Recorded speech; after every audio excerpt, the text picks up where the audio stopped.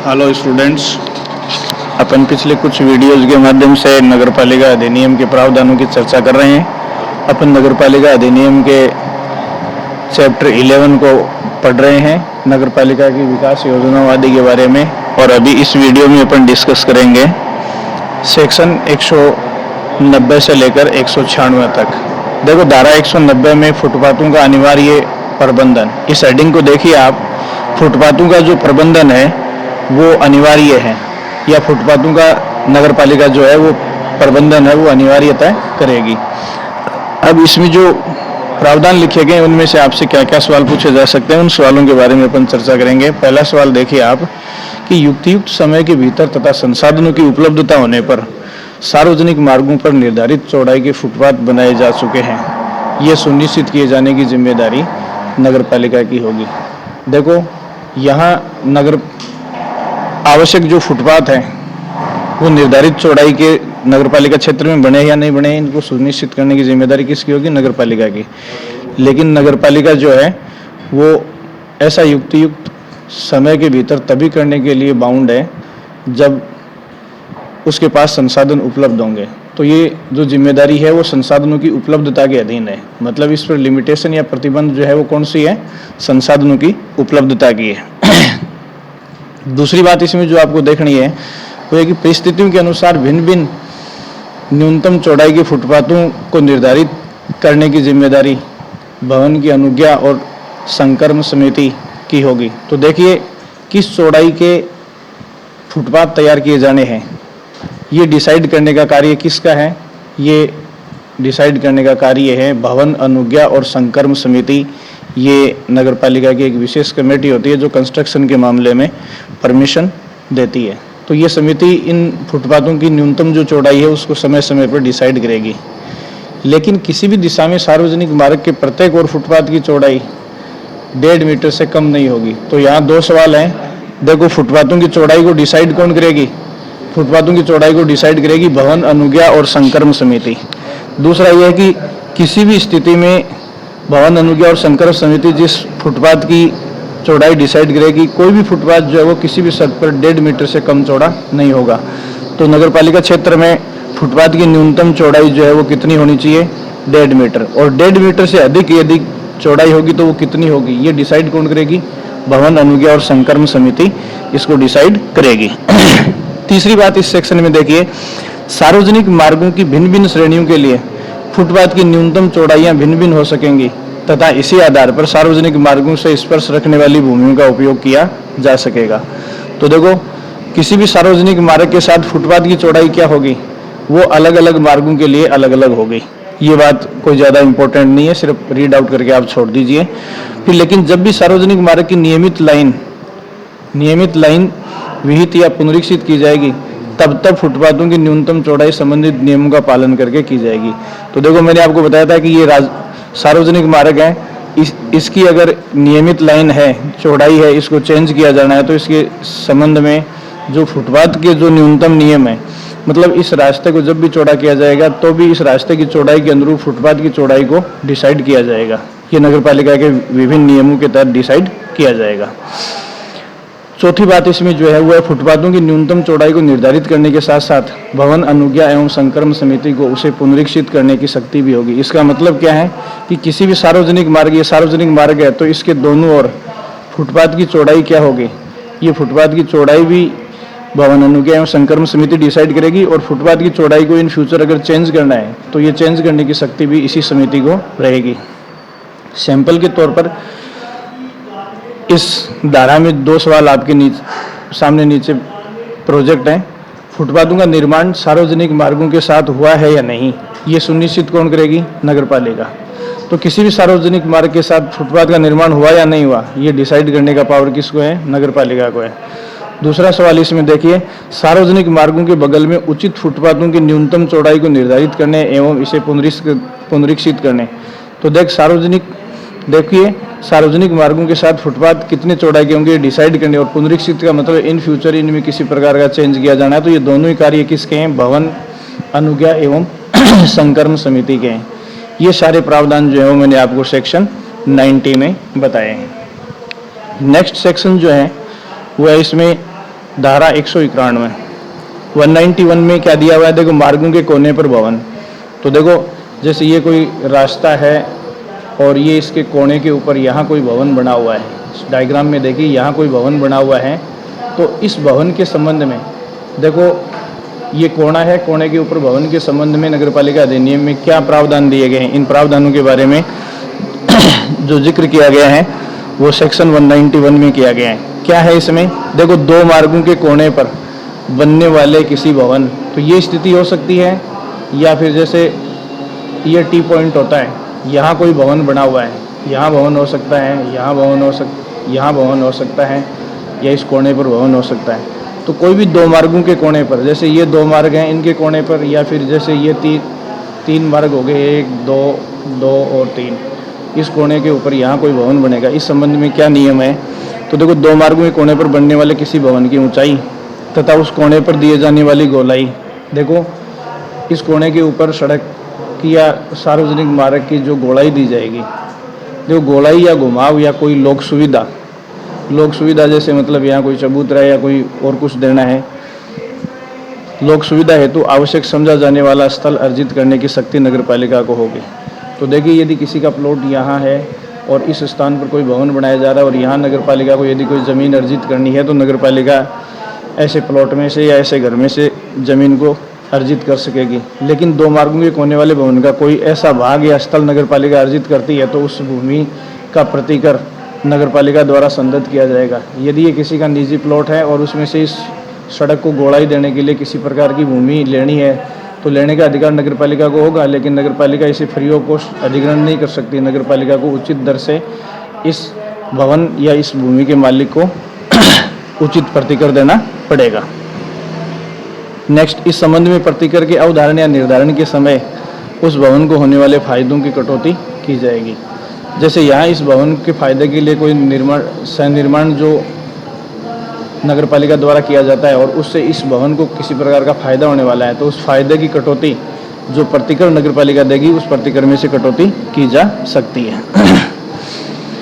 फिर next section जो है वो सेक्शन 192 है। 192 में बहिर्गत भागों को पीछे करना। देखो बहिर्गत भागों को पीछे करने का मतलब क्या है, सेटिंग बैक प्रोजेक्ट बिल्डिंग। तो जैसे ये प्लॉट है तो इस प्लॉट की बाउंड्री से यहाँ एकदम टच करके यहाँ तक निर्माण नहीं किया जाएगा। सेटबैक का मतलब है कि इस बाउंड्री से, प्लॉट की बाउंड्री से कितना क्षेत्र छोड़ा जाएगा, ये सेटबैक फील्ड है। ये जिस फील्ड को नगरपालिका के नियमानुसार छोड़कर भवन या बिल्डिंग का निर्माण किया जाएगा, ये सेटबैक एरिया है। तो इस संबंध में सेक्शन 192 में क्या कहता है, देखो अगर कोई भवन धारा 183 के तहत निर्धारित की गई नियमित लाइन से बाहर निकला हुआ है तो नगरपालिका क्या कर सकती है। अगर राजमार्ग की निर्धारित लाइन है, जैसे ये राजमार्ग है और यहाँ कोई आदमी भवन बना रहा है, तो इस निर्धारित लाइन से जैसे कोई आदमी इस राजमार्ग में अतिक्रमण करते हुए यहाँ कोई भवन बना लेता है, तो उस सिचुएशन में नगरपालिका क्या कर सकती है। तो देखो नगरपालिका को जो पावर है वो क्या है, यदि उसका बहिर्गत भाग, ये जो बाहर निकला हुआ भाग है, यदि उसका कोई बहिर्गत भाग मुख्य भवन के बाहर या बरामदा या सीढ़ी या अन्य कोई संरचना है, तो उसे किसी भी समय हटाकर उस भाग को सार्वजनिक मार्ग का भाग बनाकर नगरपालिका में निहित किया जा सकेगा। तो ये देखो यहाँ अगर किसी प्रकार का निर्माण कर लिया तो इसको हटाकर, निर्माण को हटाकर इस मार्ग में नगरपालिका वापस शामिल कर सकती है। दूसरी बात देखिए इसमें क्या है, यदि उसका बहिर्गत भाग ऐसा है कि वह भवन के अधिकांश भाग को गिराए बिना नहीं हटाया जा सके। मान लो कि ये बिल्डिंग जो बनी है उसको अधिकांश सार्वजनिक मार्ग पर कब्जा करके ही बनाया गया है, तो क्या सिचुएशन रहेगी, मतलब अगर इस सार्वजनिक मार्ग के अतिक्रमण को हटाया जाएगा तो ये भवन लगभग पूरा ही गिराना पड़ेगा। अगर ऐसी स्थिति है तो देखिए क्या है, यदि उसका बहिर्गत भाग ऐसा है कि वह भवन के अधिकांश भाग को गिराए बिना नहीं हटाया जा सके, तो उस स्थिति में नगरपालिका लिखित नोटिस देगी। पहले उसे गिराने से पहले भवन के मालिक को क्या देगी, नोटिस देगी। कब, जब उस सार्वजनिक मार्ग के अतिक्रमण को हटाने के लिए अधिकांश भवन को गिराना जरूरी है, ठीक है। और उस नोटिस में क्या अपेक्षा की जाएगी कि उस नियमित लाइन से बाहर निकले हुए भाग को हटाया जाए। तो पहले स्वामी को या उस भवन के मालिक को नोटिस दिया जाएगा कि उस भाग को आप अपने स्तर पर हटाएं अथवा पुनर्निर्मित करवाएं, तोड़कर नए सिरे से आप उसको उस नियमित लाइन से बाहर निर्मित करवाएं, तथा इस प्रकार उस भाग को हटाने या पुनर्निर्मित भाग को सार्वजनिक मार्ग का भाग मानते हुए नगर पालिका में निहित समझा जाएगा। तो ये अगर अधिकांश भाग ऐसा है तो उस मालिक को या स्वामी को निर्देश दिया जाएगा कि इस भवन को गिराकर इस नियमित लाइन से बाहर ही निर्मित किया जाए, और ये जो बचा हुआ भाग है जो खाली किया जाएगा स्वामी द्वारा, उसको नगर पालिका में निहित समझा जाएगा। इस धारा की तीसरी बात देखो क्या है, यदि कोई भूमि नगर पालिका में निहित नहीं है तथा सार्वजनिक मार्ग की नियमित लाइन के भीतर स्थित हो और उस पर खाली चबूतरा, बरामदा, सीढ़ी नुमा या बाह्य संरचना है, तो नगर पालिका ऐसी भूमि के स्वामी को 15 दिन का लिखित नोटिस देकर इन बाह्य संरचनाओं सहित उस भूमि पर कब्जा ले सकेगी। ये देखिए, यदि कोई भूमि नगर पालिका में निहित नहीं है, देखो ऊपर वाली दोनों बातें, ये नंबर 1 और नंबर 2 जो बातें हैं वो केवल उस भूमि के संबंध में है जो नगर पालिका क्षेत्र में निहित है। फिर ये धारा ये कहती है कि अगर कोई भाग ऐसा है कि ये नगर पालिका का क्षेत्र है और उससे बाहर भी यदि किसी प्रकार का भौगोलिक भूखंड है, ठीक है, जिसमें सार्वजनिक मार्ग की लाइन के भीतर, जैसे ये नगर पालिका का क्षेत्र, नगर पालिका क्षेत्र के बाहर भी यदि कोई सार्वजनिक मार्ग है और उसके ऊपर किसी ने कोई अतिक्रमण करके निर्माण कर रखा है, कोई सीढ़ी बना रखी है, कोई बरामदा बना रखा है, तो नगर पालिका अपने क्षेत्राधिकार वाले सीमाओं से बाहर जाकर भी क्या कर सकती है, पहले 15 दिन का नोटिस देगी इस मालिक को, ठीक है, और नोटिस देकर ये कहा जाएगा कि यदि कोई बरामदा, सीढ़ी या कोई ऐसी स्ट्रक्चर बना रखी है तो उसको वो गिरा दे तथा आवश्यक हो तो हटवा सकेगी। इस प्रकार अर्जित भूमि सार्वजनिक मार्ग का भाग बनकर नगर पालिका में निहित हो जाएगी। और अगर नगर पालिका ऐसा अतिक्रमण हटवाती है, ऐसी जगह को खाली करवाती है, तो वो भूमि भी, खाली की जाने वाली भूमि किस में निहित हो जाएगी, नगर पालिका में निहित हो जाएगी। ठीक है, इस बात को समझाने के लिए नीचे देखिए, इस एक नोट के ऊपर आप दृष्टिपात करेंगे, क्या लिखा है इसमें, ये देखिए, यदि ऐसी भूमि राज्य सरकार में निहित है, देखो ऐसी भूमि राज्य सरकार में निहित है, कौन सी, सार्वजनिक मार्ग से जुड़ी हुई भूमि जिस पर निर्माण किया हुआ है, यदि ऐसी भूमि राज्य सरकार में निहित है तो नगर पालिका को उस प्राधिकारी से अनुज्ञा लेनी होगी जिसे इस हेतु राज्य सरकार ने प्राधिकृत किया है। देखिए सीधी सी बात है कि ये सार्वजनिक मार्ग है और ये इधर लगती हुई भूमि किसकी है, राज्य सरकार की है, और राज्य सरकार ने इस भूमि पर कोई निर्माण कर रखा है और निर्माण के साथ इस सार्वजनिक मार्ग पर क्या किया है, निर्माण कर दिया है। तो यहाँ अगर ये ज़मीन राज्य सरकार की है तो यहाँ से इस ज़मीन को खाली करवाने से पहले किसे नोटिस दिया जाएगा, नगर पालिका उस अधिकारी को से अनुमति लेगी जिसे राज्य सरकार ने इस भूमि के लिए नियुक्त कर रखा है।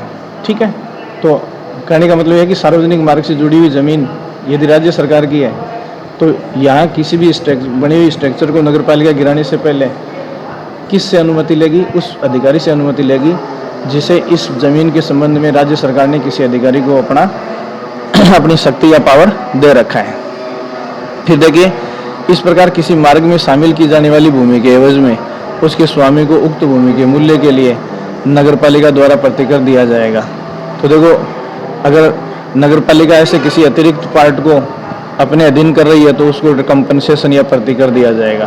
कब, जब जैसे ये प्लॉट है और इसके इस हिस्से से कोई सार्वजनिक मार्ग निकल गया तो ये इतनी जगह इस भूस्वामी की सार्वजनिक मार्ग में शामिल की गई है नगर पालिका द्वारा, तो इस इतने हिस्से का मुआवजा या कंपनसेशन या प्रतिकर जो है वो नगर पालिका द्वारा इस भूस्वामी को दिया जाएगा। ठीक है, इसके अलावा नगर पालिका की किसी कार्यवाही से कोई अन्य हानि या नुकसान ही होती है तो देखो, इसको जिस समय तोड़ा जाएगा नगर पालिका द्वारा, और तोड़ते वक्त यदि इस भूस्वामी को या भवन के स्वामी को यहाँ जो स्थित है उसको किसी प्रकार का नुकसान होता है तो वो नुकसानी भी जो है वो नगर पालिका को देनी पड़ेगी।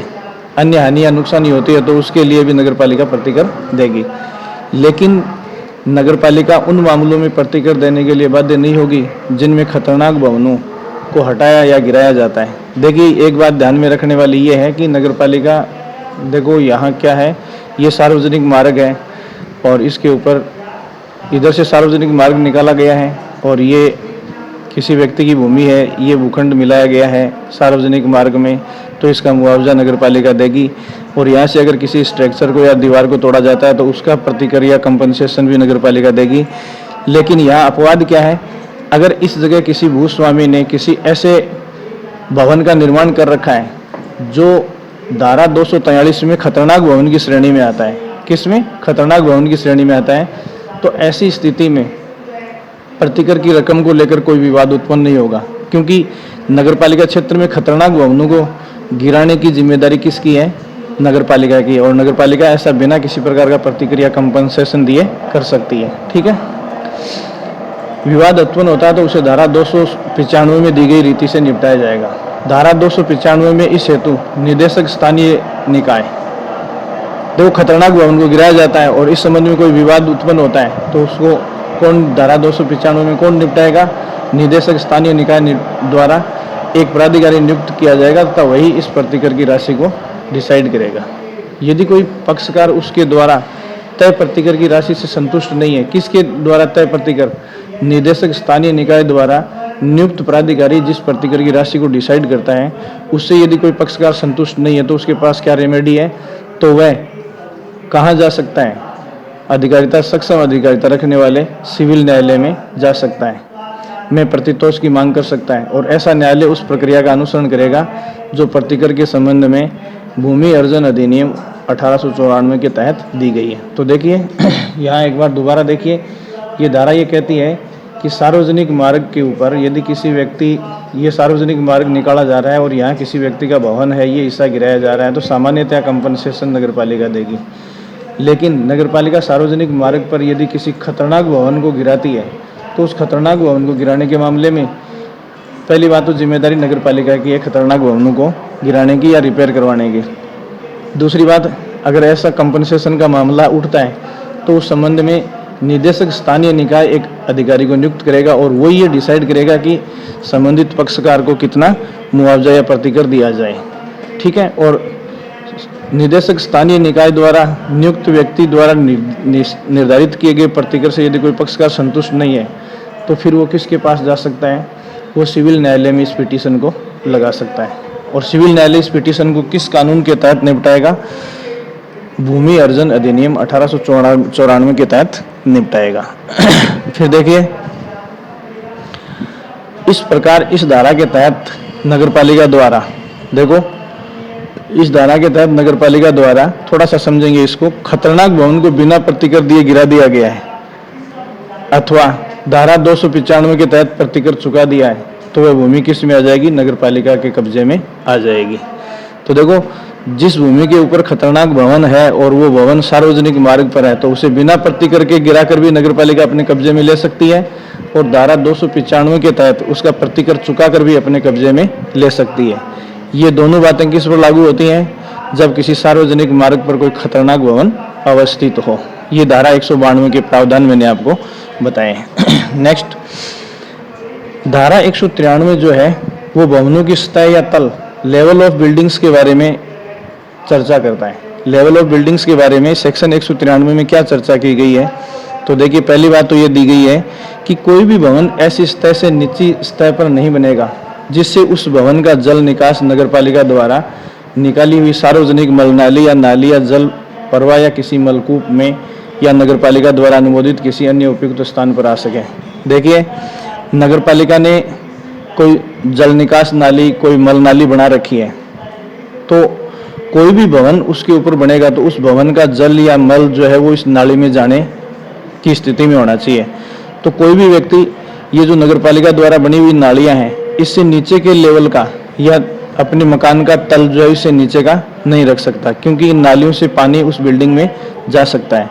तो पहली बात तो जो मल नाली या जल निकास का मार्ग नगरपालिका ने बना रखा है उस नाली का जो लेवल है उससे ऊपर के लेवल पर ही भवन बनाने की परमिशन दी जा सकती है, वही वैधानिक माना जा सकता है। अगर नीचे के तो इस नाली से निम्न तल का भवन अपन निर्मित करते हैं और उसमें नगरपालिका की नाली से किसी प्रकार का पानी भर जाता है तो यह अधिनियम ये प्रावधान करता है कि उसके लिए नगरपालिका के विरुद्ध किसी प्रकार के प्रतिकर हेतु कोई दावा नहीं किया जा सकता। फिर सेक्शन 194 में क्या कहता है? इसमें ये सेक्शन इंपॉर्टेंट है। देखिए, सेक्शन 194 में ये कहा गया कि समस्त प्रकार के भवनों के निर्माण संबंधी उपबंध जो भवन नगरपालिका क्षेत्र में बनाए जाएंगे, जो भी भवन नगरपालिका क्षेत्र में बनाए जाएंगे उनके संबंध में नगरपालिका अधिनियम क्या क्या प्रावधान करता है, ये सारी बातें हमें किस सेक्शन में मिलेंगी? सेक्शन 194 में। ये प्रैक्टिकली भी अपने लिए बहुत इंपॉर्टेंट है, थ्योरेटिकली भी बहुत इंपॉर्टेंट है। तो इसमें देखिए, आपको भवनों के संबंध में, समस्त प्रकार के भवनों के निर्माण के संबंध में जो उपबंध है उनमें पहली बात क्या है? देखो, नीचे जो दिए गए उनमें से किसी का भी निर्माण प्रारंभ करने से पहले अपेक्षित दस्तावेजों के साथ विहित प्रारूप में नगरपालिका को आवेदन प्रस्तुत करना होगा। देखो, जो कोई भी व्यक्ति इन नीचे वाली 5 स्थितियों में से किसी भी स्थिति में निर्माण करना चाहता है तो उसे सबसे पहले क्या करना पड़ेगा, निर्माण शुरू करने से पहले निर्धारित प्रारूप या निर्धारित फॉर्म में नगरपालिका को आवेदन करना पड़ेगा। जिसमें पहला क्या है, नया भवन निर्मित करना। यदि हम नगरपालिका क्षेत्र में किसी प्रकार का नया भवन निर्मित कर रहे हैं तो निर्माण कार्य शुरू करने से पहले नगरपालिका को आवेदन करना पड़ेगा। दूसरा है भवन को पुनर्निर्मित करने या उसमें तात्विक परिवर्तन करने हेतु। तो एक तो नया भवन बना रहे हैं तो भी आवेदन करना पड़ेगा, या हम भवन को रिकंस्ट्रक्ट करना चाहते हैं, दोबारा तोड़कर बनाना चाहते हैं तो भी आवेदन करना पड़ेगा, या अगर हम उस पूर्व निर्मित भवन में कोई आमूलचूल परिवर्तन करना चाहते हैं तो उसमें भी अपने को क्या करना पड़ेगा, नगरपालिका को आवेदन करना पड़ेगा। तो यहाँ देखो, एक नया शब्द हमने यूज किया इस सेक्शन में, तात्विक परिवर्तन। तो तात्विक परिवर्तन से क्या तात्पर्य है, देखो तात्विक परिवर्तन में सेटबैक, देखो तात्विक परिवर्तन जैसे ये प्लॉट है, सेटबैक है कि मतलब इसकी सीमाओं के पास हमें कितना क्षेत्र छोड़ना पड़ेगा, सेटबैक, कवरेज, ऊंचाई कितनी होगी, भूमि का उपयोग, पार्किंग स्थल या पार्किंग का क्षेत्रफल कितना होगा, से किसी में भी परिवर्तन तात्विक परिवर्तन है। तो देखो, यदि हम सेटबैक में कोई छेड़खानी कर रहे हैं, कवरेज में छेड़खानी कर रहे हैं, हाइट में छेड़खानी कर रहे हैं, भूमि के उपयोग का, जैसे पहले से अपन ने आवासीय भवन बना रखा है फिर उस पर कॉमर्शियल भवन बनाना चाहते हैं, या पहले से जो पार्किंग स्थल छोड़ा हुआ है उस पार्किंग स्थल में अपन किसी प्रकार का निर्माण करना चाहते हैं, तो इन सभी चीज़ों के लिए हमें नगरपालिका को आवेदन करके परमिशन लेनी होगी। तीसरी बात जो है, भवन के किसी भी बहिर्गत भाग, जैसे बाहर सीढ़ी है या जो गेट के ऊपर अपन खुरा वगैरह बनाते हैं वो सब बहिर्गत भाग में आते हैं, या नाली के ऊपर अपन सीढ़ियाँ बनाते हैं। तो देखो, भवन के किसी बहिर्गत भाग को निर्मित करने या पुनर्निर्मित करने, तो देखो भवन के बाहर अपन कोई सीढ़ी, नाली या नाली के ऊपर किसी प्रकार की सीढ़ी बना रहे हैं या पहले से बनी हुई सीढ़ी को तोड़कर दोबारा बना रहे हैं, तो इन सब के लिए अपने को नगरपालिका को क्या देना पड़ेगा, आवेदन देना पड़ेगा। पांचवी बात जो है वो ये है कि किसी भी प्रकार का कुआं या बोरिंग बनाने, या यदि पहले से बना हुआ है तो उसका विस्तार करने। तो अगर अपन नगरपालिका क्षेत्र में किसी भी प्रकार का ट्यूबवेल या बोरिंग करवाना चाहते हैं तो उसके लिए भी नगरपालिका से हमें परमिशन लेनी पड़ेगी। और पहले से यदि छोटा बोर है उसको अपन बढ़ाना चाहते हैं या और गहरा करना चाहते हैं तो उसके लिए भी हमें किससे परमिशन लेनी होगी, नगरपालिका से परमिशन लेनी होगी। लास्ट बात जो इसमें नगरपालिका के लिए आवेदन जिसके लिए किया जाएगा वो क्या है, किसी भवन या भूमि पर टावर या इसी प्रकार की संरचना निर्मित या पुनर्निर्मित करनी है। तो जैसे अपने पास कोई भवन है तो भवन की छत के ऊपर अपन कोई टावर लगवाना चाहते हैं, या खाली भूमि के ऊपर अपन टावर लगवाना चाहते हैं, या अगर पहले से ऐसा कोई टावर है और उसको नए सिरे से निर्मित करना चाहते हैं तो इसके लिए भी हमें नगरपालिका से परमिशन लेनी पड़ेगी। तो किसी भी टावर को विदाउट नगरपालिका की परमिशन के हम नहीं लगा सकते, ना छत के ऊपर लगा सकते हैं, ना अपन खाली प्लॉट में या खाली जगह में लगा सकते हैं। तो देखो, ये पांचों एक्टिविटी ऐसी हैं जिनको शुरू करने से पहले हमें नगरपालिका से परमिशन लेनी होगी। फिर सेक्शन 94 अगली जो बात कहता है कि ये जो ऊपर पांचों एक्टिविटी हैं इनमें से कोई भी कार्य किए जाने वाले आवेदन के साथ निम्न दस्तावेज होंगे। तो जब ये इन पांचों में से किसी भी चीज़ के लिए अपन नगरपालिका को आवेदन करेंगे तो हमें कौन कौन से डॉक्यूमेंट उस आवेदन के साथ अटैच करने पड़ेंगे। तो इसमें पहला अटैचमेंट है, यदि भूमि है तो भूमि का डॉक्यूमेंट, और भवन है तो भवन का दस्तावेज अपने को प्रस्तुत करना पड़ेगा। और यदि वो अविवादित दशा में है तो हमें व्यक्तिगत शपथ पत्र उसका पेश करना पड़ेगा। इंडिविजुअली जो आवेदन करता है उसको अपना एफिडेविट इसके लिए देना पड़ेगा। दूसरा डॉक्यूमेंट इसमें नगरपालिका में जमा कराई जाने वाली फीस की फोटो प्रति। तो आवेदन के साथ जो फीस लेती है नगरपालिका उस फीस की फोटोकॉपी लगवानी पड़ेगी। फिर इसके अलावा विभिन्न प्रस्तावित रंगों के ब्यौरों में निर्मित जो मैप इसके साथ लगाया जाएगा वो मैप अलग अलग नगरपालिका ने हर चीज़ के लिए, पार्किंग के लिए अलग कर रखा है, सार्वजनिक रास्ते के लिए अलग कर रखा है। तो जो रंग डिसाइड कर रखे हैं ब्लूप्रिंट के लिए, उन सभी निर्धारित रंगों में नक्शा बनवाकर उस स्थल योजना की 6 प्रतियां, जो प्लान है उस प्लान की विभिन्न रंगों वाले मैप के साथ 6 प्रतियां हमें उस फॉर्म के साथ अटैच करनी पड़ेंगी। इस बात को समझने के लिए नोट देखिए कि नक्शे में निर्माण के विनिर्देश भवन की ऊंचाई, अनुमति वाला आवर्त क्षेत्र, खुला स्थान, सेटबैक, पार्किंग स्थान और वेंटिलेशन, संवातन कहते हैं वेंटिलेशन को, खिड़की वगैरह के लिए, आदि सभी को दर्शाया जाएगा। तो ये सारी चीज़ें इसमें स्थल योजना वाले मैप में दर्शाई जाएंगी और उसे आवेदन पत्र के साथ अटैच किया जाएगा। इसके अलावा परमिशन के लिए आवेदन पत्र के साथ हमें क्या अटैच करना है कि कोई ऐसी सूचना या दस्तावेज जो नगरपालिका अपने समाधान के लिए समय समय पर मांगे, वो डॉक्यूमेंट भी, मतलब इनके अलावा भी कोई डॉक्यूमेंट जो है उस आवेदन पत्र के साथ कौन मांग सकती है? नगरपालिका मांग सकती है। फिर देखिए, इस उद्देश्य, देखो यहाँ से लगाएंगे, ये मिस प्रिंट, इस उद्देश्य से अपेक्षित नक्शे नगरपालिका, नगर सुधार न्यास या जयपुर विकास प्राधिकरण या राज्य मुख्य नगर नियोजक, इस हेतु राज्य सरकार द्वारा सशक्त किए गए किसी प्राधिकारी द्वारा रजिस्ट्रीकृत और अनुमोदित किए गए योग्यताधारी वास्तुविद या अभियंता द्वारा हस्ताक्षरित और अधिप्रमाणित किए जाएंगे। तो देखो, जो मैप है ऊपर वाले इन पांचों कार्यों की परमिशन के लिए लगाए जाएंगे।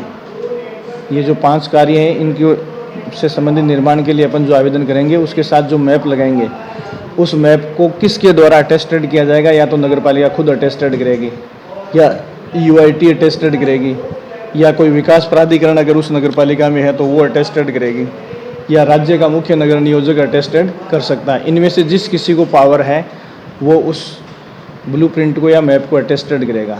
इसके अलावा रजिस्ट्रीकृत और अनुमोदन करने के लिए किसी वास्तुविद को, यदि नगरपालिका ने किसी आर्किटेक्ट को, किसी डिजाइनर को अगर अथोराइज कर रखा है तो वो उसको अटेस्टेड करेगा। अदरवाइज जो निर्माण करने वाला इंजीनियर है, सिविल इंजीनियर, वो उसको अटेस्टेड करेगा। अटेस्टेड करने का मतलब वो हस्ताक्षरित और अधिप्रमाणित दोनों चीज़ें होंगी इसमें, साइंड और ऑथेंटिकेशन दोनों चीज़ें उस पर होनी चाहिए, सील और साइन दोनों उस पर लगेंगे। फिर तीसरी बात देखो इसमें क्या है, आवेदन के साथ मिलने वाले हक के कागजात, मतलब स्वामित्व के डॉक्यूमेंट भी लगेंगे और उनकी समीक्षा तब तक नहीं की जाएगी जब तक कि ये सुनिश्चित नहीं कर लिया जाता कि वह भूमि या भवन सरकार या किसी सार्वजनिक अभिकरण की तो नहीं है। तो देखो, ऐसा जो आवेदन होगा वो ऐसी भूमि के संबंध में होना चाहिए जो ना तो किसी सार्वजनिक एजेंसी की होनी चाहिए और ना किसी सरकार की होनी चाहिए। पहले नगरपालिका ये कन्फर्म करेगी कि कहीं जिस भूमि पर निर्माण के लिए परमिशन मांगी गई है वो कहीं सरकार की या किसी सरकारी एजेंसी की तो नहीं है। ठीक है।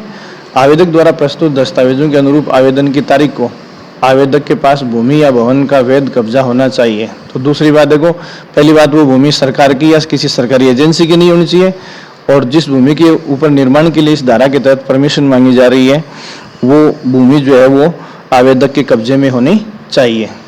और यदि देखो नगरपालिका द्वारा किसी भवन निर्माण योजना या योजनाओं की मंजूरी दी जाती है ऐसे आवेदन पर, तो इससे आवेदक के पक्ष में किसी प्रकार के हक का सृजन नहीं होता। ये बड़ी बात है कि देखो, इस प्रकार निर्माण के लिए नगरपालिका को कोई आवेदन किया जाता है और निर्माण की परमिशन नगरपालिका दे देती है, इसका मतलब ये नहीं है कि जिस योजना के तहत निर्माण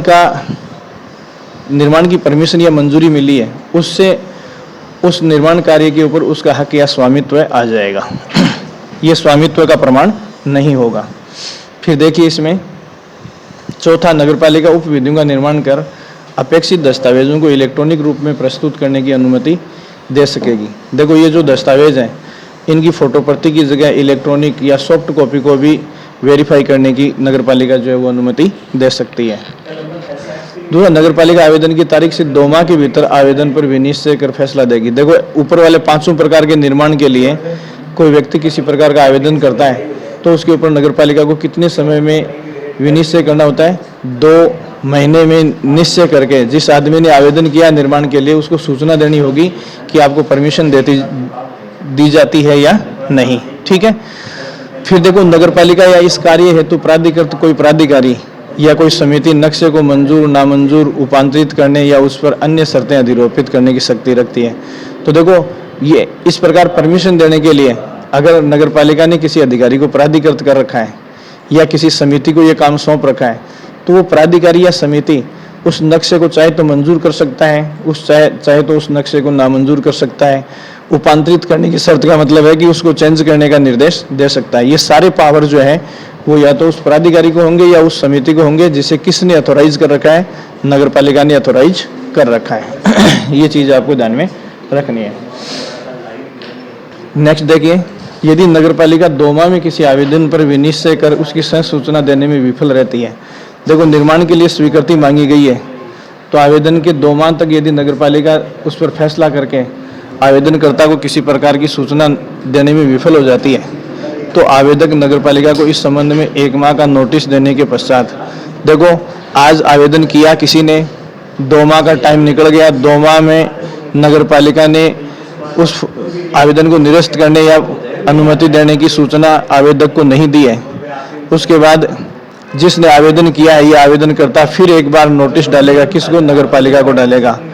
और इस दूसरी बार नोटिस दिए जाने के बाद जैसे ही 1 महीने की अवधि गुजर जाएगी, देखो जैसे ही 1 माह का नोटिस देने के पश्चात इसे दी हुई अनुज्ञा मानते हुए सनिर्माण कार्य कर सकेगा। तो देखो पहले राउंड में 2 माह का टाइम होता है नगर पालिका के पास, फिर एक बार दोबारा रिमाइंडर डालेगा आवेदनकर्ता, फिर टोटल 3 माह की अवधि गुजर जाती है और फिर भी नगर पालिका यदि उसकी अनुमति देने या न देने की सूचना उस व्यक्ति को नहीं देती है, तो जैसे ये 3 महीने पूरे होंगे तो जिस आदमी ने निर्माण के लिए आवेदन किया है वो ये मानकर चलेगा कि नगर पालिका ने उसे परमिशन दे दी है निर्माण की, और वह ऐसी परमिशन मानते हुए निर्माण कार्य को आगे कर सकेगा।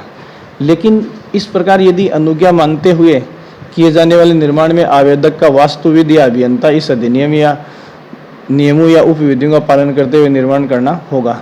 तो देखिए यहाँ नगर पालिका की परमिशन मानते हुए यदि निर्माण कार्य किया जाता है तो भी जो चीफ इंजीनियर है या आर्किटेक्ट है उसको नगर पालिका के बाकी जो नियम कायदे हैं निर्माण से संबंधित उन सब का पालन करना होगा। फिर देखिए आप इसमें अगली जो बात है वो है 5वीं बात, यदि नगर पालिका को प्रस्तुत किया गया आवेदन निम्न से संबंधित है। देखो इनमें से इन 5 में से किसी भी कार्य को करने के लिए नगर पालिका को जो आवेदन किया जाता है निर्माण की मंजूरी के लिए, और वो आवेदन निम्न में से किसी से संबंधित है, किस से संबंधित है, 15 मीटर से अधिक ऊंचाई वाले बहुमंजिला भवन के लिए आवेदन किया गया है, या 500 वर्ग मीटर से अधिक क्षेत्र में कोई संस्थागत कॉम्प्लेक्स जैसे हॉस्पिटल स्कूल बनानी है। देखो या तो 15 मीटर तक की हाइट वाले जो भवन है उनके लिए नियम अलग हैं, और 500 वर्ग गज से कम क्षेत्र में बनने वाले कॉम्प्लेक्स के लिए नियम अलग है। तो अगर निर्माण के लिए या तो 15 मीटर से अधिक हाइट वाले बहुमंजिला इमारत के लिए आवेदन किया गया है, या 500 वर्ग मीटर से अधिक क्षेत्र के किसी संस्थागत कॉम्प्लेक्स के लिए आवेदन किया गया है, तो नगर पालिका इस प्रकार चाही गई मंजूरी को देने से पहले राज्य सरकार के क्षेत्रीय नगर नियोजक से सलाह लेगा। ये देखिए यहाँ ये इम्पोर्टेंट सवाल आपके लिए बना है।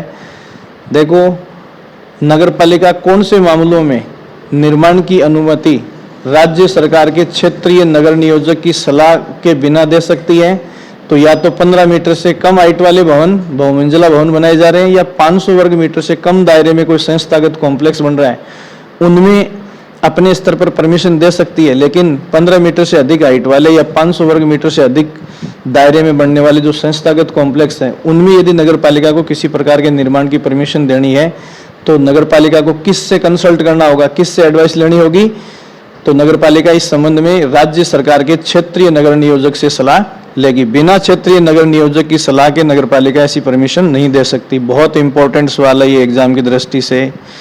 इन दोनों सीमाओं से अधिक या दायरे से बाहर जाकर यदि कोई निर्माण हो रहा है तो उसके लिए राज्य सरकार के क्षेत्रीय नगर नियोजक की सलाह पर ऐसा कार्य किया जाएगा। ये सुनिश्चित करना कि प्रस्तावित योजना या सनिर्माण नियम उपविधियों और लोक सुविधाओं से असंगत तो नहीं है। तो देखो दो बातें, 15 मीटर से अधिक हाइट का मकान बहुमंजिला इमारत बननी है, 500 वर्ग मीटर से अधिक क्षेत्र में कोई संस्थागत कॉम्प्लेक्स बनना है, तो पहले तो राज्य सरकार के क्षेत्रीय नगर नियोजक से सलाह लेगी तथा साथ में नगर पालिका ये भी कन्फर्म करेगी कि नगर पालिका अधिनियम के नियमों के तहत ये कहीं उन नियमों के विरुद्ध नहीं है या लोक सुविधाओं की असंगत तो नहीं है, मतलब लोगों की या पब्लिक की जो सुविधाएं हैं उन पर कुप्रभाव डालने वाली तो नहीं है। इन तो सलाह और कुप्रभाव को कन्फर्म करने के बाद ही नगर पालिका ऐसे भवनों की या इमारतों के निर्माण की अनुमति देगी। इस सेक्शन में छठी बात जो है वो ये है, देखो नगर पालिका इस प्रकार मिलने वाले आवेदनों की शर्तों आदि में एक रूपता लाने हेतु धारा 339 व 340 के अधीन नियम और उपविधियां बना सकेगी। अगर प्रस्तुत आवेदन और गैर आवासीय भवन, बहुमंजिला भवन, कॉम्प्लेक्स या तहखाने मतलब बेसमेंट से संबंधित है तो उसकी अनुज्ञा मंजूर करने से पहले नगर पालिका उस क्षेत्र के नगर नियोजक से सलाह प्राप्त करेगी। ये देखो कौन से मामलों में नगर नियोजक की सलाह लेना जरूरी है, तो उसमें देखो आवासीय भवन, गैर आवासीय भवन, बहुमंजिला भवन, कॉम्प्लेक्स और तहखाने। देखिए इनमें नगर नियोजक की, देखो इन मामलों में तो नगर नियोजक की सलाह लेगी। कोई गैर आवासीय भवन बन रहा है, बहुमंजिला भवन बन रहा है, कॉम्प्लेक्स बन रहा है या कोई तहखाना या बेसमेंट कोई आदमी अपनी इमारत के नीचे बना रहा है, तो इन मामलों में मंजूरी देने से पहले नगर पालिका किससे सलाह लेगी? नगर नियोजक से। और देखिए ऊपर 500 मीटर से अधिक हाइट वाले बहुमंजिला भवन और 500 वर्ग मीटर से अधिक क्षेत्र में कोई संस्थागत कॉम्प्लेक्स बन रहा है तो उन मामलों में राज्य सरकार के क्षेत्रीय नगर नियोजक से सलाह लेगी। ठीक है। और साथ में देखो इस मामले में भी ये कन्फर्म करना होगा कि कहीं ऐसा निर्माण जो है वो नगर पालिका की उप विधियों और लोक सुविधाओं के असंगत तो नहीं है। तो यहाँ आपको देखना है कि कौन से मामलों में तो राज्य सरकार अनुमति देने से पहले राज्य सरकार के नगर नियोजक से कंसल्ट करेगी और कौन से मामलों में अपने नगर नियोजक से सलाह लेगी। तो इन मामलों में अपने स्वयं के नगर नियोजक से सलाह लेगी और ऊपर वाले मामलों में राज्य सरकार के क्षेत्रीय नगर नियोजक से सलाह लेगी। फिर इसमें 7वां बिंदु देखिए क्या है, कोई भी व्यक्ति नगर पालिका की लिखित अनुज्ञा के बिना कोई सनिर्माण प्रारंभ नहीं करेगा। देखो नगर पालिका क्षेत्र में कोई भी व्यक्ति जो है वो नगर पालिका की लिखित अनुमति लेकर ही निर्माण कार्य शुरू करेगा। ठीक है। तथा इस संबंध में नगर पालिका सभी प्रकार के पूर्ण आवेदन प्राप्त होने की तिथि से 2 माह में, तो किसी भी प्रकार का निर्माण करें नगर पालिका कितने समय में आवेदन पर फैसला करेगी? 2 माह में फैसला करेगी। और यदि 2 माह में कोई आदमी अपने निर्माण के लिए आवेदन करता है और उस पर फैसला लेकर नगर पालिका उस व्यक्ति को सूचना नहीं करती है तो आवेदक नगर पालिका को 1 माह का फिर नोटिस देगा और नोटिस की अवधि गुजरने के बाद वो ये मानकर चलेगा कि नगर पालिका ने उसे परमिशन दे दी है और वो अपना निर्माण कार्य शुरू कर सकेगा। लेकिन नगर पालिका अगर 2+1 मंथ में 3 महीने में परमिशन नहीं देती है तो ये मानकर जब कोई मालिक या स्वामी जो है निर्माण कार्य शुरू करता है कि परमिशन दे दी गई है तो भी उसे निर्माण संबंधी नगर पालिका के नियमों का पालन करना पड़ेगा। जो भी नियम नगर पालिका ने बना रखे हैं वो पालन करने पड़ेंगे उसे। ठीक है। फिर देखिए लिखित अनुज्ञा की आवश्यकता वहां नहीं होगी जहां नगर पालिका की सुसंगत भवन निर्माण उप विधियां निर्धारित हो और उसके तहत अपेक्षित दस्तावेजों के साथ निर्धारित फीस सहित आवेदन प्रस्तुत कर दिया गया हो। देखो कुछ मामले ऐसे होते हैं जिनके बारे में नगर पालिका ये नियम जारी कर सकती है, जैसे 3 मंजिल तक की इमारत के लिए परमिशन की जरूरत नहीं है, साधारण घर बनाने के लिए परमिशन की जरूरत नहीं है। तो ऐसी सिचुएशन में जो व्यक्ति अपने भवन का निर्माण करना चाहता है वो आवेदन और निर्धारित शुल्क जब नगर पालिका को जमा करवा देगा तो बिना परमिशन के भी वो उसका निर्माण करवा सकता है। ठीक है। तो देखिए निर्धारित फीस जमा करवाने के पश्चात सनिर्माण कार्य प्रारंभ किया जा सकेगा। लेकिन ये बात परकोटे वाली शहरी भूमि, हेरिटेज क्षेत्र, निर्बंधित क्षेत्र के लिए लागू नहीं होगी जिसके लिए प्रत्यक्ष से सुसंगत विधियां विद्यमान है। तो ये सवाल इम्पोर्टेंट है। देखो कोई व्यक्ति नगर पालिका की साधारण विधियों के तहत अपनी मर्जी से या बिना अनुमति के कब निर्माण कार्य शुरू नहीं करेगा? जब या तो वो शहरी परकोटे की भूमि है या उस भूमि को हेरिटेज क्षेत्र में शामिल किया हुआ है या प्रोहिबिटेड या निर्बंधित क्षेत्र में वो शामिल है। इन 3 मामलों में इस प्रकार का जो निर्माण जो है वो बिना नगर पालिका की परमिशन के नहीं किया जाएगा। फिर इसमें अगली बात जो है वह भवनों के निर्माण आदि से संबंधित प्रावधानों को लागू करने के लिए मुख्य नगर पालिका अधिकारी या उसके द्वारा प्राधिकृत अधिकारी जो है वो कोई अन्य अधिकारी किसी संपूर्ण परिसर या उसके किसी भाग को सीज करने या उसे अपने कब्जे में लेने या निश्चित अवधि के लिए अपने उपयोग में लेने के लिए नोटिस जारी करने की शक्ति रखता है। ये देखो यहाँ इस चीज़ को देखेंगे, भवन के निर्माण आदि से संबंधित प्रावधानों को लागू करने के लिए। तो देखो, मुख्य नगरपालिका अधिकारी या उसके द्वारा अथोराइज जो अधिकारी है वह किसी भी संपूर्ण परिसर को या उस परिसर के किसी भाग को अपने कब्जे में निश्चित अवधि के लिए ले सकता है। ये व्यवस्था, देखिए ये अमेंडमेंट 2021 से, ये सवाल इम्पोर्टेंट है।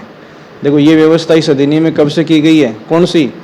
भवनों के निर्माण आदि से संबंधित प्रावधानों को लागू करवाने के लिए यदि नगरपालिका के मुख्य नगरपालिका अधिकारी को या उसके द्वारा अथोराइज किसी अधिकारी को कोई कार्य करना है और इसके लिए उसे किसी भवन या परिसर की आवश्यकता है, तो वो इस कार्य हेतु उसे सीज कर सकता है या अपने कब्जे में ले सकता है निर्धारित अवधि के लिए।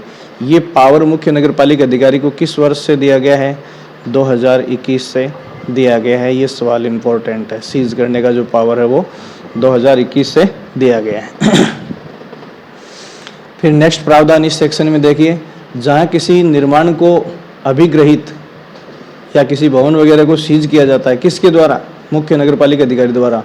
वहाँ नगरपालिका या उसके प्राधिकृत कोई अधिकारी राज्य सरकार से या राज्य सरकार से इस हेतु प्राधिकृत अधिकारी से पूर्ण अनुमति लेकर ऐसे निर्माण को हटाने या रोकने के लिए जारी आदेश को वापस ले सकेगा, अर्थात उसे अभिग्रहण या सीज के को रिवोकेट कर सकता है। तो देखिए एक बार दोबारा देखिए, जहाँ किसी निर्माण कार्य को सीज करने का आदेश यदि किसी अधिकारी द्वारा जारी कर दिया गया है तो उस आदेश को दोबारा वापस लिया जा सकता है राज्य सरकार से, या राज्य सरकार द्वारा प्राधिकृत किसी व्यक्ति द्वारा ऐसा कोई आदेश जारी किया गया तो उसे रिवोकेट किया जा सकता है, उसे वापस लिया जा सकता है। दूसरा देखो इसमें क्या है, कोई व्यक्ति ऐसे सीजर को निम्न 2 दशाओं में रिवोकेट कर सकता है। तो देखो सवाल इम्पोर्टेंट यहाँ है कि कोई भी अधिकारी अपने सीज करने के आदेश को किन आधारों पर वापस ले सकता है। तो पहला यह है, जब राज्य सरकार या उसके प्राधिकृत अधिकारी से अनुमति लेकर नगरपालिका या उसके अधिकारी ऐसा आदेश जारी करें। तो देखो एक बार किसी भवन को या निर्मित भवन को यदि सीज करने का आदेश निकाल दिया तो उस आदेश को वापस नगरपालिका कब ले सकेगी? नगरपालिका वापस तभी ले सकेगी जब राज्य सरकार या उसके अथोराइज ऑफिसर से परमिशन ले ली हो। तो राज्य सरकार या उसके प्राधिकृत अधिकारी से परमिशन के बिना सीज के आदेश को वापस नहीं लिया जा सकता। दूसरा इसमें क्या है, नगरपालिका या उसके द्वारा सशक्त की गई समिति के आदेश या विहित प्राधिकारी के आदेश से व्यथित व्यक्ति आदेश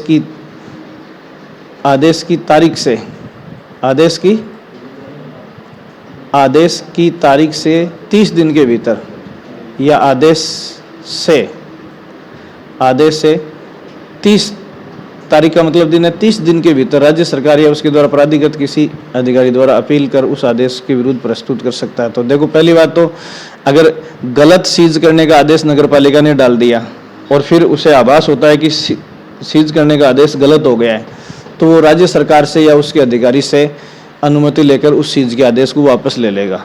और मान लो कि सीज का गलत आदेश नगरपालिका ने जारी कर दिया है और नगरपालिका फिर अपने विवेक से राज्य सरकार या उसके अधिकारी से परमिशन लेकर उस सीज के आदेश को रिवोकेट नहीं करती है, तो ऐसी सिचुएशन में सीज के इस आदेश से जो पीड़ित पक्षकार है वो पीड़ित पक्षकार खुद उस आदेश की तिथि से 30 दिन की अवधि में उस आदेश के विरुद्ध किसे अपील करेगा? राज्य सरकार को अपील कर सकता है या राज्य सरकार ने इसके लिए किसी व्यक्ति को प्राधिकृत कर रखा है तो उसको अपील कर सकता है। तो ये दोनों बातें आपको इसमें ध्यान में रखनी है, किस संबंध में? सीज के आदेश को रिवोकेट करने के संबंध में। तो सीज के आदेश को रिवोकेट करने के संबंध में ये दोनों बातें आपको ध्यान में रखनी है। ये एग्जाम की दृष्टि से भी आपके लिए इम्पोर्टेंट रहेगा। अगली बात इस सेक्शन में आपको जो ध्यान में रखनी है वो क्या है, देखो जिस आवेदन में वर्तमान भूमि के उपयोग में परिवर्तन का सवाल हो, यदि प्रेजेंट भूमि में का जो इस्तेमाल है, जैसे उसको रिहायशी पर्पस से इस्तेमाल कर रहे हैं या हम उसको कॉमर्शियल पर्पस से इस्तेमाल कर रहे हैं या किसी संस्था के लिए, हॉस्पिटल, स्कूल के इस्तेमाल कर रहे हैं, तो इस हिसाब से अगर पहले से ज़मीन डिफाइन की गई है और उसके इस्तेमाल की प्रकृति को अपन चेंज करना चाहते हैं तो इस संबंध में क्या प्रावधान है? इस संबंध में प्रावधान ये है कि वर्तमान उपयोग में अगर हमें किसी प्रकार का परिवर्तन करना है तो इसका विनिश्चय कौन कर सकेगी? देखो नगरपालिका नहीं करेगी। भूमि के उपयोग की प्रकृति बदलने का पावर किसको नहीं है? नगरपालिका को नहीं है। देखो जैसे एग्रीकल्चर लैंड को कॉमर्शियल में कन्वर्ट करने को का पावर जो है वो किसको नहीं, नगर पालिका नहीं है। तथा यदि उस परिवर्तन के लिए पीछे अपन ने सेक्शन 182 को देखा है, उसके तहत किससे परमिशन लेनी जरूरी है, तो राज्य सरकार से ऐसी परमिशन लेनी जरूरी है। तो नगर पालिका अपने स्तर पर भूमि के प्रयोग की जो प्रकृति है उसको नहीं बदल पाएगी। अगर भूमि के प्रयोग की प्रकृति बदलना है तो उसके लिए नगर पालिका को किससे परमिशन लेनी होगी, राज्य सरकार से परमिशन लेनी होगी। तो अगर भूमि के प्रयोग के परिवर्तन से संबंधित कोई आवेदन आता है तो नगर पालिका उसे सीधा या तो किसको विनिर्दिष्ट करेगी, राज्य सरकार को, या फिर राज्य सरकार ने इस हेतु यदि किसी अथॉरिटी को डिसाइड कर रखा है, किसी प्राधिकारी को तय कर रखा है, तो उस प्राधिकारी को भी इसे प्रेषित किया जा सकता है। ठीक है, तथा उस भूमि पर कार्य प्रारंभ न करने की सूचना आवेदक को देगी। तो सीधी सी बात यह है, देखो यहाँ इंपॉर्टेंट है सवाल, ये सवाल में आपको ये ध्यान में रखना है कि जब कोई आवेदक अपनी भूमि की प्रयोग की प्रकृति को बदलना चाहता है और इस संबंध में आवेदन वो किसे करेगा, नगर पालिका को। जैसे ही नगर पालिका को इससे संबंधित आवेदन मिलेगा तो नगर पालिका को 2 फॉर्मेलिटीज करनी पड़ेंगी।